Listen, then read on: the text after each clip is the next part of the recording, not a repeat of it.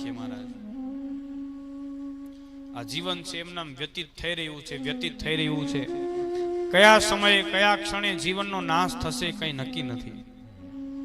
બસ ભગવાનના નામનો આશ્રય લઈ લઈએ. હાલતા ચાલતા ઉઠતા બેસતા જ્યાં જાગે ત્યાં રામ ભજ, સુતા રામ સંભાળ, ઉઠત બેઠત આત્મા ચાલંતા ચિતા.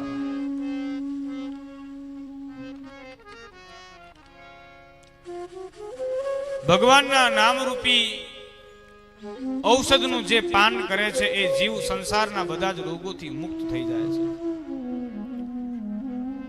જે જીવ સતત ભગવાનના નામનો આશ્રય લે છે, ભગવાનના નામનો જપ કરે છે, એ જીવનના બધા જ વિકારોથી મુક્ત થઈ જાય છે. એ જીવ ભગવાનની સમીપે પહોંચે છે ભગવાનના નામના પ્રભાવે. અને કલયુગમાં માત્ર નામનો જ આધાર છે.